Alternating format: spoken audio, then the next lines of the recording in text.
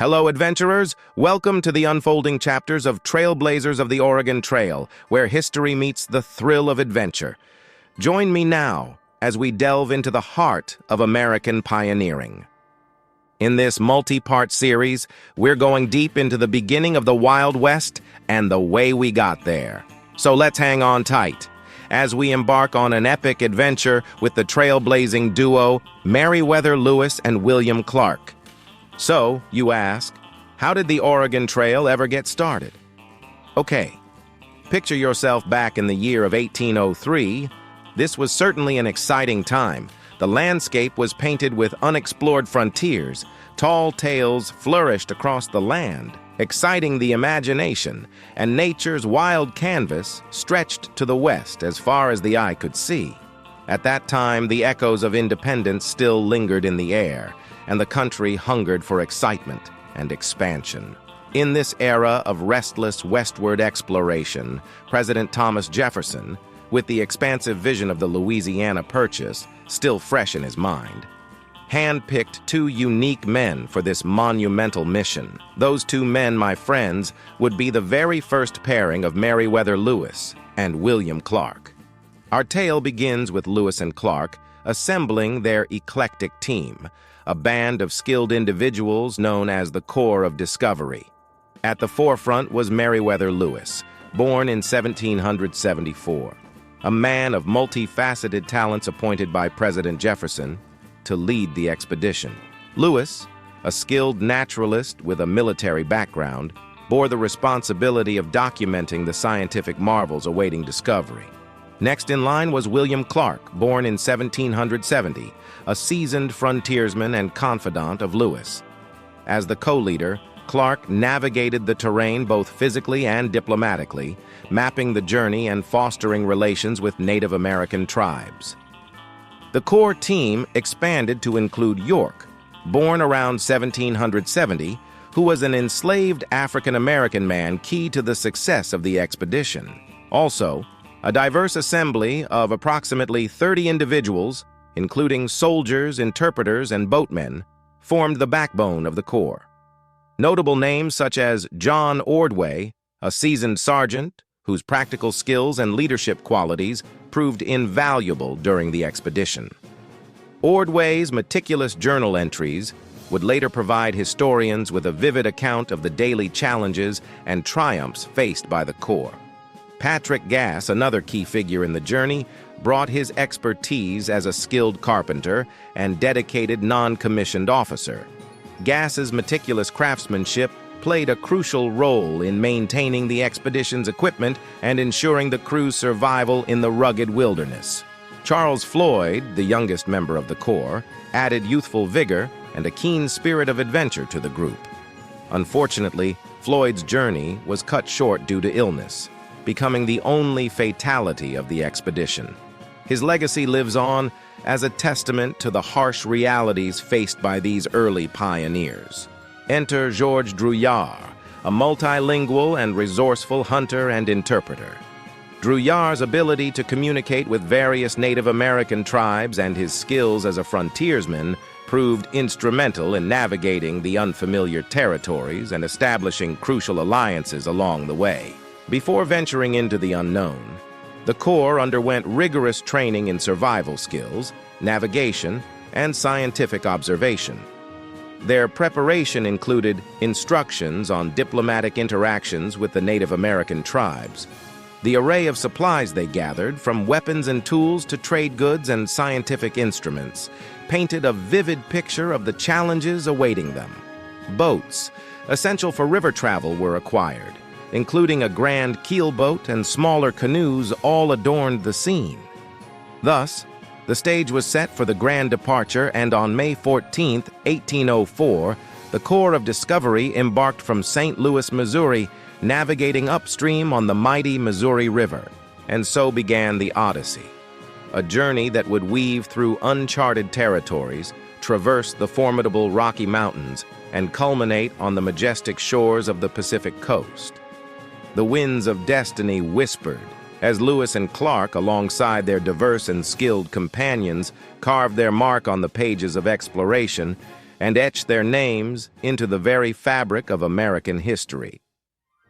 Armed with a sense of curiosity, grit, and determination, dragging their boats loaded down with 60,000 pounds of supplies upriver in knee-deep water, they set forth on an expedition that would become the stuff of legends. The determined and resolute character of the Corps, along with the confidence that pervaded all ranks, dispelled every emotion of fear. Anxiety for the present seemed to ensure ample support in their future toils, suffering, and dangers. Then, on August 20th, 1804, a mere 3 months into their journey, tragedy strikes. Sergeant Charles Floyd, the youngest man and one of the healthiest on the expedition, fell ill and succumbed to a suspected ruptured appendix near modern-day Sioux City, Iowa. Incredibly, Floyd's was the only death during the entire 2-year expedition. The place where he died was then called Floyd's Bluff, a tradition that later emerged of naming landmarks after loved ones. After the somber burial, the team pressed on. Almost a month later, on September 25, 1804, another potential tragedy loomed. Finding friendly tribes along the way was crucial for acquiring supplies and horses. Their first encounter with a tribe filled them with excitement and happiness, unaware that it could easily become their last, joining their lost friend, Sergeant Charles Floyd. Of all Lewis and Clark's encounters with Native American tribes, the meeting with the Teton Sioux, near modern-day Pierre, South Dakota, was the tensest. President Jefferson had charged the group with the task of Indian diplomacy, involving telling tribes about the Louisiana Purchase and presenting tribal chiefs with peace medals, beads, trinkets, and American flags. Correspondence breakdowns were normal during the endeavor, as Lewis and Clark often relied on three-way interpretation, local language to French to English and back, or gestural communication with interpreters who had their own agendas. On this day, one of the Teton Sioux braves mistook the explorers for merchants and objected to the idea of traders selling weapons to their enemies along the Missouri River. During the encounter, a young Teton Sioux chief, fueled by spirits, tried to insert himself into the confrontation and stumbled into Clark, who instinctively drew his sword. In an instant, Clark's soldiers raised their weapons, and the Teton braves drew their bows and arrows. The mission and their lives hung in the balance. At a critical moment, Clark asserted that he carried enough bad medicine on board their boat to kill them all in a single day. The senior chief, Dark Bison, broke the tension and called for harmony. After 3 anxious days at the Teton Sioux town, the upriver venture was permitted to continue. Lewis and Clark meet Sacagawea, November 11th, 1804. With winter fast approaching, the Corps construct Fort Mandan in present-day North Dakota, nestled between the hospitable Mandan and friendly Hidatsa tribes. On this chilly November day, Clark hastily scrawls in his journal about the arrival of 2 squaws, purchased from the Indians by a Frenchman. One of these women would soon become the famed Sacagawea. At first, she is an afterthought, a 17-year-old pregnant wife of Toussaint Charbonneau, a French-Canadian trader hired by Lewis and Clark as a Hidatsa interpreter. Yet, she swiftly proves to be an invaluable member of the expedition. Her contributions are many. She aids the team in signaling to native tribes that they come in peace, and she enhances the men's diet by identifying many edible plants to improve their diet and health. Thus begins the transformative presence of a Shoshone woman on the expedition. Her knowledge of the land, her linguistic skills, and willingness to help establish her as the unsung hero of this grand adventure. The beginning of the Lewis and Clark expedition is marked by anticipation, excitement, and a spirit of adventure. The Corps faced many challenges and uncertainties. All their preparations could only help overcome what they were to soon find. As our explorers push westward, they meet Native American tribes, discover unknown plants and animals, see landscapes never before known. This leads to groundbreaking discoveries in botany, zoology, and geography, all while documenting and mapping the wonders of the unexplored wilderness. One of the most thrilling and challenging segments of the Lewis and Clark expedition is when they tackle the rugged terrain of the Rocky Mountains. This part of the journey presents extraordinary hardships and treacherous conditions. At the beginning of the trip, they thought that the Rockies would be like the mountains in the east, and they could find a short wagon pass. The Rocky Mountains were much more. They would climb for days, expecting to find a slope down the mountains. Then, at the top, to only see more mountains. Venturing into the Bitterroot Range, they encounter challenging mountain passes, steep slopes, and dangerous weather forcing them to make critical decisions. Game and vegetation were scarce. Hunger and tiredness become constant tormentors, pushing the explorers to the edge. To survive, they resort to eating horse meat, even their own candles, just to stay alive. Just when they thought it was all over, the group stumbled onto a band of friendly Indians. The Indians gave them food and instructions on finding food in that area. With renewed bodies and lifted spirits, the group continued in their journey. June 2nd, 1805. Reliant on navigation tips from Indians and traders to chart the fastest and safest route westward, Lewis and Clark make good progress. However, a major fork in the Missouri River in north-central Montana catches them unprepared. One fork is the true Missouri, identifiable by a series of majestic waterfalls upstream, as mentioned by the Mandan Hidatsa. A vote is called, with 31 favoring the right fork and only 2 choosing the left, Lewis and Clark themselves. A second vote yields the same result. Unwilling to defy their men, Lewis and Clark send exploring parties up each fork to report back. In a testament to their unity and loyalty, the men tell Lewis and Clark, "We're going to follow you wherever you go." June 13th, 1805. Eager to confirm his instincts, Lewis ventures ahead of the group and is elated to discover the Great Falls, describing them as truly magnificent.